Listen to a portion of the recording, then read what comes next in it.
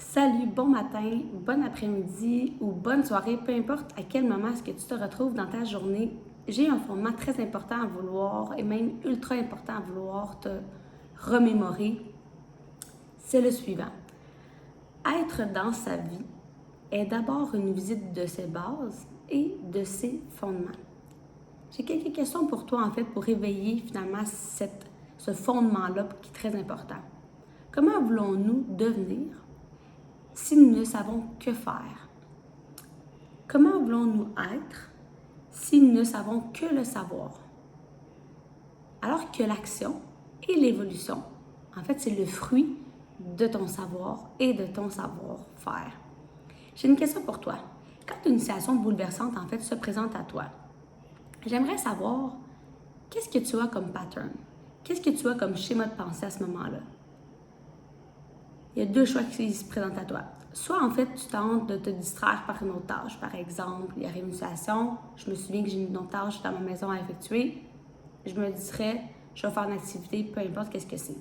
Ou bien, je m'accorde l'amour et le respect envers moi pour ce qui se passe dans le ici et maintenant à l'intérieur de moi. Cette question vraiment est primordiale parce que ce que je me prête finalement à te dire, puis même à te confier, ça peut être révélateur pour toi et ta famille.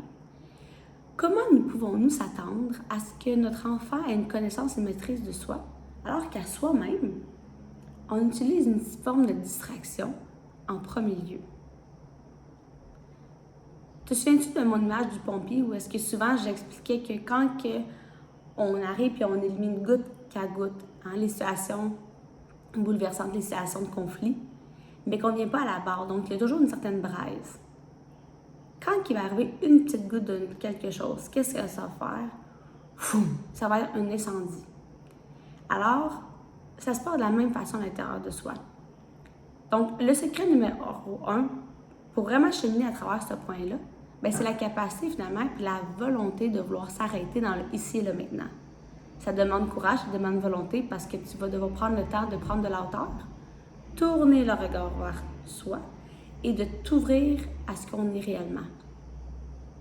Je dis souvent en fait de se reculer de l'arbre pour mieux voir la forêt. Ça résume très bien finalement ce que je tente de vous confier en ce moment. Et même c'est ce qu'on appelle finalement la pleine conscience. De prendre le temps d'être dans le ici et le maintenant, puis de s'accorder finalement tout l'amour et le respect qu'on a pour soi. À ce moment-là, lorsque tu fais cet élément-là, tu auras accès à tout ce qui est richesse en toi, tout ce qui est des zones de génie, pour œuvrer, en fait, puis même co-créer finalement une harmonie au sein de ta famille, qui, lorsque la pleine conscience, elle va devenir ta propre essence. Et vous êtes d'accord avec moi qu'il n'y a pas finalement de moteur sans essence. Ça fait du sens pour toi? Alors, je te souhaite une merveilleuse journée. Et je veux que tu gardes vraiment ça en mémoire, que les deux premières zones de génie aussi que l'enfant excelle, c'est l'observation et l'imitation.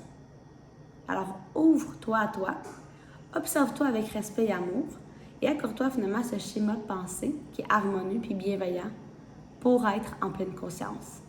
Tu verras, tu créeras finalement ce que tu souhaites vraiment attirer à toi. Merveilleuse journée!